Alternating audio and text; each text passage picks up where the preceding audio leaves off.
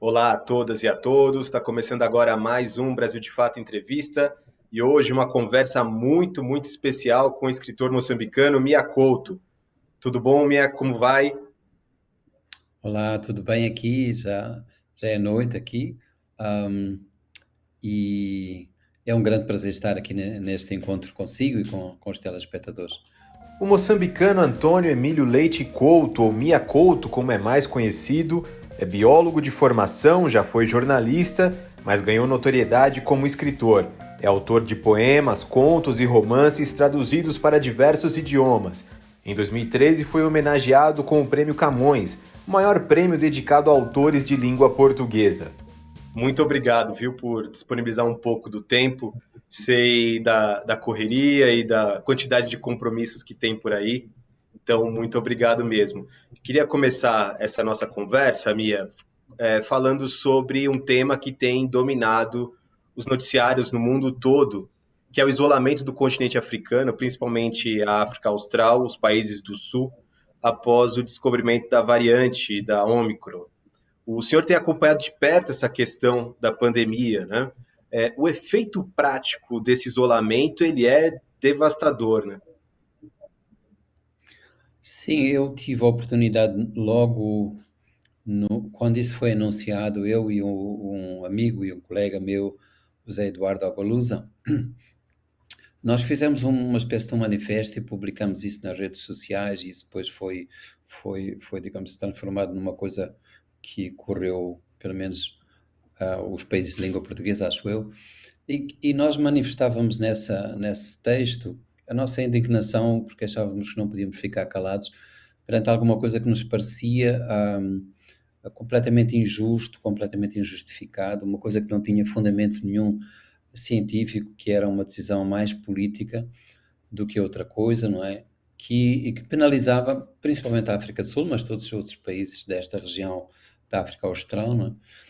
Quando nós sabemos que esses muros que se erguiam, essas barreiras que preveniam a existência de viagens, de ligações aéreas, não iriam ter quase nenhum efeito naquilo que seria o controle, a contenção de alguma coisa que nem sabíamos se tinha sido originado na África do Sul. Até agora ainda falta provar isso. Mas mesmo que tenha sido, ah, que tenha acontecido primeiro na África do Sul, ou mais inicialmente na África do Sul, a gente está a ver o que é que está a acontecer, não é? Não é por aí. É preciso um controle mais rigoroso, sim, dos aeroportos, mas nunca fazer esta medida, que é uma medida que agrava a situação já muito carente destes países que dependem muito do turismo, que dependem muito daquilo que é a circulação de bens e passageiros. Não é?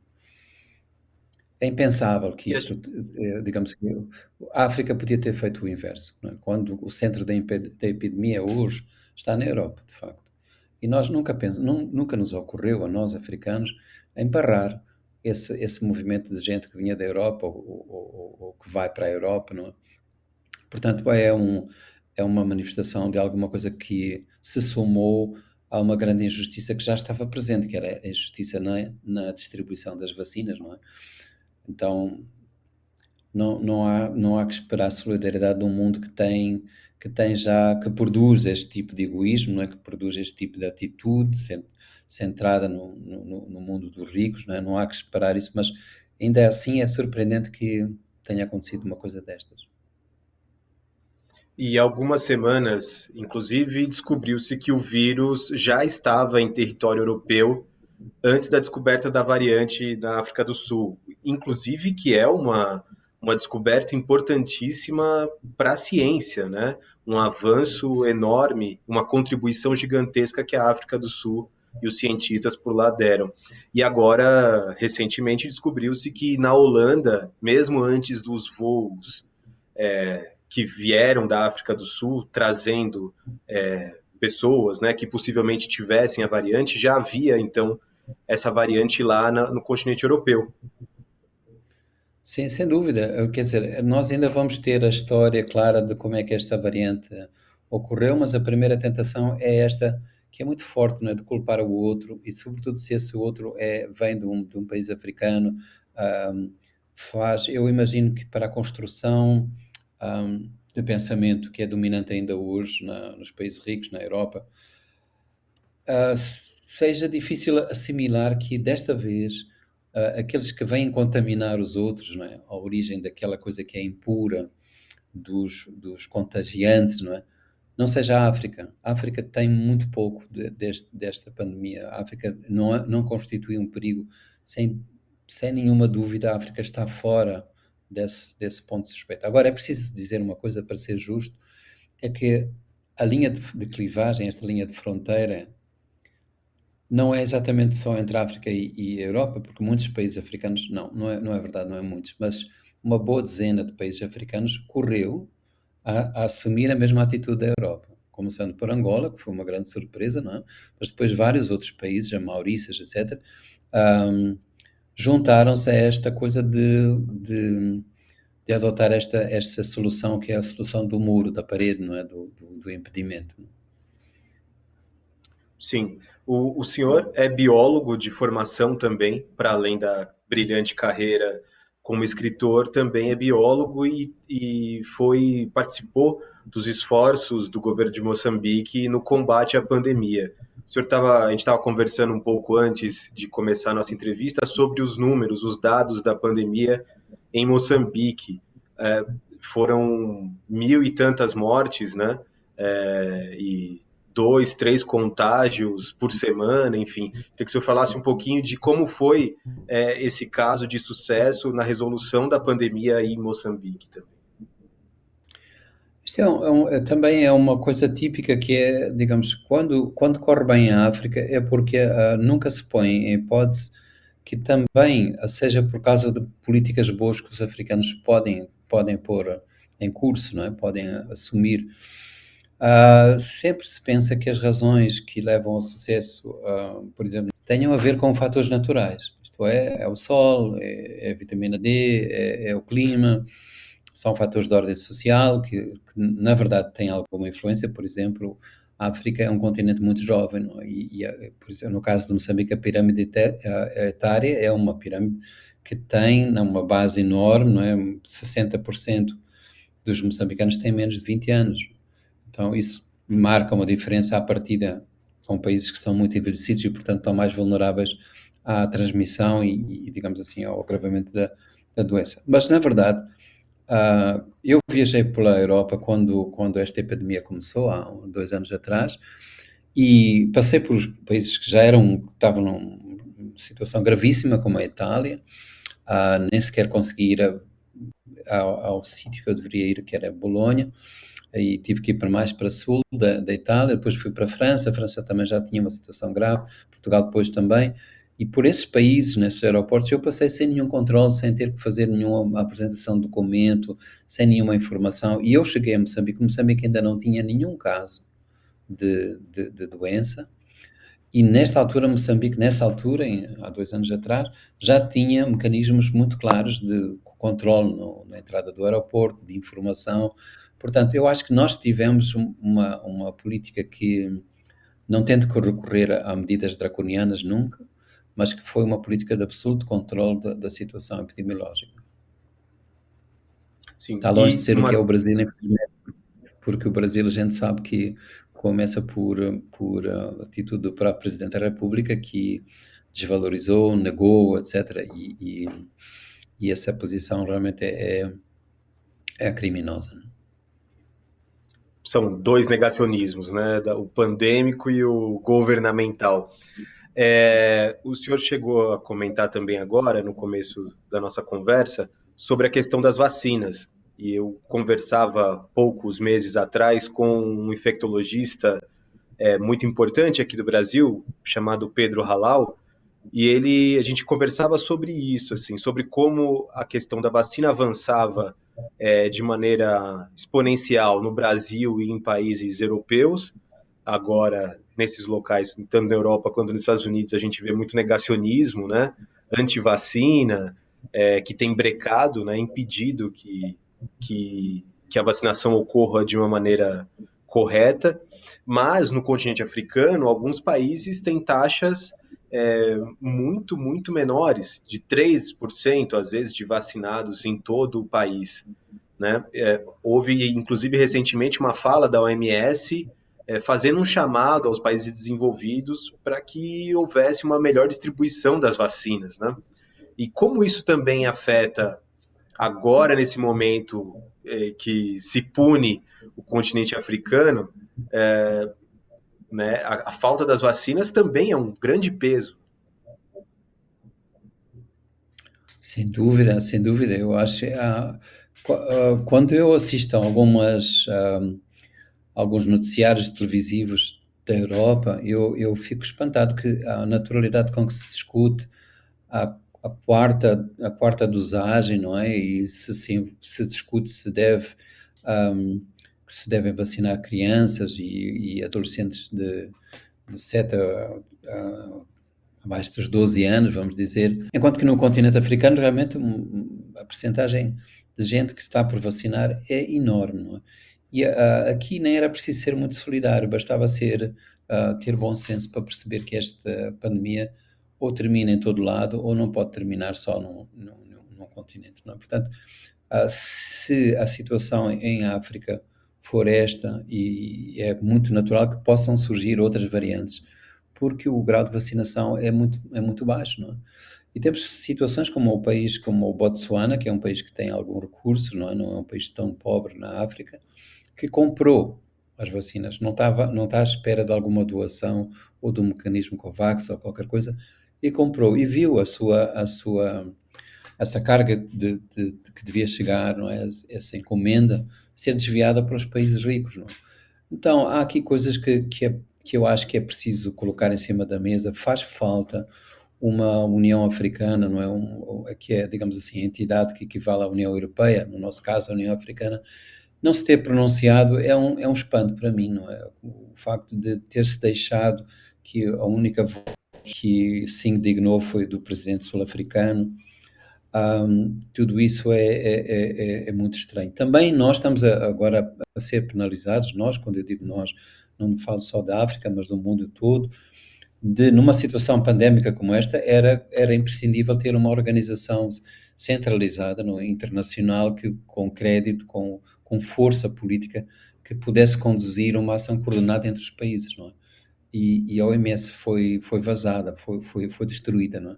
A partir de fora, principalmente, e hoje tudo que possa dizer a OMS como uma diretiva para ser assumida de maneira assim, internacionalmente aceite, não existe. A OMS quase deixou de existir, não é? Uma pena, faz falta isso. Não podemos vencer uma pandemia sem termos esta condução centralizada. A coordenação do OMS foi, desde o começo, né, foi muito desacreditada. Mudando um pouco de assunto... Desculpa. Sim. Também um pouco por ela própria, mas pronto, mas ela já estava desacreditada e, digamos assim, que tal e qual como as Nações Unidas, este tipo de instituições, nesta fase deste capitalismo, não têm peso, não têm força nenhuma. Com certeza. Mudando um pouco de assunto, Mia, no teu novo livro, O Mapeador de Ausências, você faz uma relação direta com a tua história, né, de uma maneira quase biográfica. Apesar de avisar o leitor ali no início que os dados são baseados na realidade, mas os fatos são narrados pela ficção, como é que foi para você retomar essa história e voltar à Beira? Bom, Beira é a minha cidade natal, é uma cidade relativamente pequena que existe aqui no centro do país. Do ponto de vista cultural, linguístico, é praticamente um outro mundo. Eu vim para a capital estudar quando eu tinha 17 anos, porque não havia universidade na Beira, e eu vim estudar medicina e não voltei mais para a Beira, a não ser em visitas de família, de amigos. Mas é a minha terra, a minha cidade, e eu realmente não... Eu sabia que eu ia fazer esta viagem de regresso por via da literatura e voltei pensando que eu ia fazer uma celebração em livro, uma celebração a essa cidade onde mora a minha infância até hoje. Essa infância é o território onde eu regresso, se é que a palavra regressar se pode dizer aqui com propriedade, mas eu estou lá ainda, nem sequer é um regresso. E depois, ao longo enquanto eu escrevia o livro, eu fui verificando como é que a memória falsifica, não é? E cria uma outra verdade sobre aquilo que é o tempo passado. Num certo momento, eu até fui com os meus dois irmãos, eu sou o irmão do meio, para confirmar se aquela casa que eu pensava que era a casa onde nós tínhamos, por exemplo, nascido, ou onde a minha tia tinha adoecido, ou qualquer coisa, e eles negavam tudo isso, quer dizer, portanto, eu sou o menos, o menos dotado de memória dos três irmãos, e eles diziam, não, mas nós nunca vivemos nesta casa, e para mim era absolutamente verdade que aquela casa tinha uma ligação com a minha vida, e a certa altura, portanto, eu comecei a perceber, enquanto construía o texto, que não era a cidade, era o meu pai. E a minha mãe, não é? Que num ambiente colonial muito agressivo, de uma violência enorme, do ponto de vista social, racial, etc. Essas duas criaturas que tinham vindo de Portugal, exilados por uma razão de ordem política, porque prevalecia em Portugal uma ditadura colonial e fascista, não é? E eles ensinaram-nos, sem nunca proclamar, sem nunca que isso surgisse como uma doutrina ou qualquer coisa, não? Mas ensinaram-nos a nós três, pelo exemplo, que aquelas pessoas que eram desvalorizadas, que eram afastadas da cidade, inclusivamente do ponto de vista físico, porque os negros não podiam viver na cidade dos brancos e não podiam circular depois das 9 horas da noite, tudo isso era uma marca, era uma ferida que eu precisava de revisitar. E os meus pais mostravam que essa gente existia, era importante e era gente visível. E, portanto, essa aprendizagem, eu tinha que prestar homenagem tudo aí começou, o meu ser, a minha capacidade de estar atento aos outros, não é? O meu sentimento de pertença a Moçambique, a uma luta para derrubar esse sistema colonial, tudo isso eu devo aos meus pais. E por isso, já estou chegando ao fim, por isso eu percebi que aquilo que para nós era uma certa ausência, sobretudo da parte do meu pai, porque o meu pai era uma pessoa tão delicada, tão gentil, que parecia que não estava presente. Nós pensávamos que tínhamos do meu pai essa memória, que também era falsa, era uma memória falsa, de que ele não tinha estado tão presente quanto era preciso, mas na verdade aquilo era uma marca, digamos assim, aquilo era a sua maneira de ensinar, de nos ensinar a ver o mundo, e ele não precisava de impor a sua presença. Portanto, no fundo, o mapa que ele nos deu para a vida foi feito com essa aparente ausência, não? E a memória vai trazendo, né, esses elementos com o tempo. Nos trai às vezes, Sim, mas também nos traz grandes surpresas e coisas bonitas, né? é verdade. É um livro muito bonito mesmo. E eu vi em algum lugar uma comparação entre você, Mia, e o escritor brasileiro Guimarães Rosa, que inclusive é o meu escritor favorito, assim, que tenho mais admiração. E confesso que me rendi muito a essa comparação. São semelhanças que, de alguma maneira, até muito explícitas, mas para mim uma delas, a central, é o fato de vocês dois, homens altamente letrados, que falam de lugares populares, sem o abuso da linguagem refinada, com obras permeadas pela cultura popular, né? Acho que tem muito disso na tua obra. Como é que é isso para você também, de trazer como marca da tua obra a cultura popular, as vozes dos povos, né? Certo. Olha, Zé Eduardo, eu na verdade tenho uma dívida enorme com Guimarães Rosa. Ele foi um mestre meu, e surgiu de uma maneira muito curiosa, porque foi uma triangulação, porque eu cheguei ao Guimarães Rosa depois de encontrar um angolano que foi muito marcado por Guimarães Rosa, que é o Leontino Vieira. E ele próprio é que me disse, não, vai buscar a fonte. E a fonte, ele mandou-me uma fotocópia de um conto, porque nós não recebíamos aqui os livros vindos do Brasil, e eu recebi a Terceira Margem do Rio em fotocópia, e aquilo foi realmente muito, muito importante para mim. Foi uma espécie de uma licença, uma autorização para fazer esse trabalho, que não é um trabalho de linguagem, é um trabalho de pensamento, sobretudo para deixar que essas vozes, não é? Que essa força da oralidade, que não tem nada de exótico ou de folclórico, mas tem a marca de uma produção de um outro saber, não é? Há ali um outro saber, e para esse saber pede uma outra linguagem.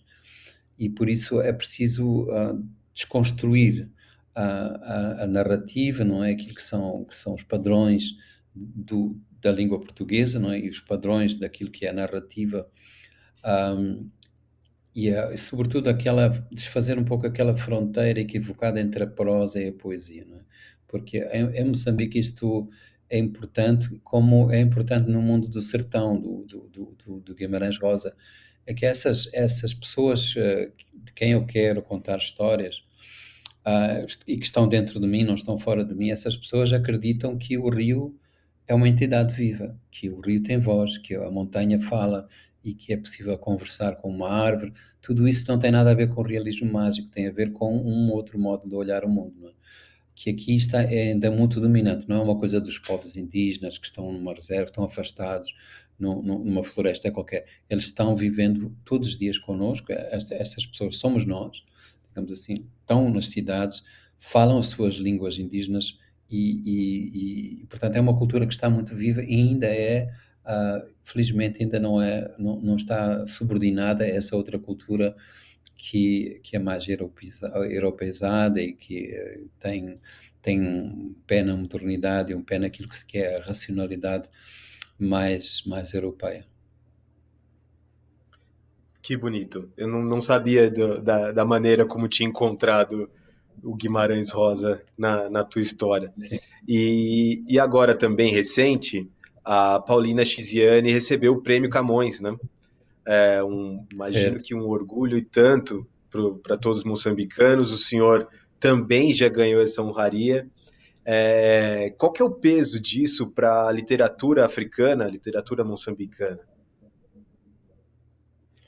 Eu acho que para nós, para Moçambique, para a literatura africana não sei, porque o Prémio Camões, infelizmente, a África vive muito digamos assim, muito separada entre universos das três grandes línguas europeias que são faladas em África.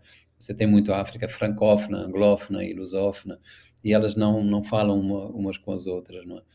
Então, o Prémio Camões, eu não sei se ele é muito conhecido junto dos países anglófonos e francófonos da África. Agora, para nós, e eu acho que para a língua portuguesa em geral, a Paulina ter ganho este prémio é absolutamente, digamos, de uma importância absoluta, porque não só se dá um prémio a uma escritora, em primeiro lugar é preciso que seja dito isso, a uma obra, a um percurso de alguém que foi a primeira moçambicana a escrever um romance, não é? E para fazer isso ela teve que se impor, teve que lutar contra preconceitos dentro do nosso próprio país. Existe uma mentalidade patriarcal muito, muito forte, não é? E, portanto, é uma vitória não só da Paulina, mas das mulheres moçambicanas, desta outra visão mais feminina do mundo, não é? E é também a primeira pessoa que eu conheço que ganhou o Prémio Camões, cuja língua materna não é a língua portuguesa. É a primeira pessoa negra, digamos, é uma das poucas mulheres que ganhou este prémio, por todas essas razões, pelo facto também de eu ser amigo dela, de ser um companheiro de luta, não é, destes anos todos. Nós somos da mesma idade, nós somos da mesma geração de 55, e já ganhei outro prémio, que é o Prémio Nacional de Literatura em Moçambique, repartimos os dois esse prémio. E, portanto, é alguma coisa que me deixou muito feliz. Imagino. E nos deixa também, mesmo aqui do lado de cá do continente, também muito felizes. Para a gente chegar ao final da conversa, e infelizmente, porque tinha tantas outras perguntas para fazer para você, queria terminar com uma questão que não é tão assim para cima, enfim, mas talvez que seja muito importante que a gente leve para o público aqui do Brasil. Há um conflito nesse momento no norte de Moçambique, que já deixou quase 1 milhão de refugiados e muitos mortos, calcado muito no radicalismo, né, no extremismo religioso, né, principalmente no extremismo islâmico. Alguns Sim, atentados, inclusive, foram reivindicados pelo Estado Islâmico, né? E esse é sim. o tema do teu próximo livro, um livro de contos que será lançado, né? Queria que você falasse um pouquinho mais sobre a tua obra e como ela tem se relacionado com esse momento tão triste, paralelo à pandemia, né, que acontece agora em Moçambique. Esse livro de contos, no fundo, eu acho que ele continua, é simplesmente mais um passo num caminho que eu tenho estado a trilhar, que é o caminho que me parece que me compete a mim, que eu posso fazer, que é o caminho de colocar em diálogo, em conversa, estes mundos diversos que existem em Moçambique. Existem 25 línguas vivas em Moçambique, que são faladas, 25 modos culturais diferentes, há diferenças étnicas, há diferenças rássicas, há diferenças religiosas em Moçambique profundíssimas, mas elas, digamos, têm formas de conviver e de criar harmonias. Então eu funciono um pouco como o tradutor dessas diferenças. Eu acho que posso ter um pé em diversos mundos e isso é um privilégio que eu tenho de colocar ao serviço do, da, dos outros, ao serviço do meu próprio país. Então, esse livrinho fala um pouco disso. O que está a suceder no Norte, como o José Eduardo já referiu, é uma coisa muito difusa, porque tem essa dimensão de um conflito com cariz, num terrorismo ligado a um fundamentalismo islâmico extremo, sim, é isso. Mas infelizmente não é só isso, é uma coisa que mistura muitas razões, não é?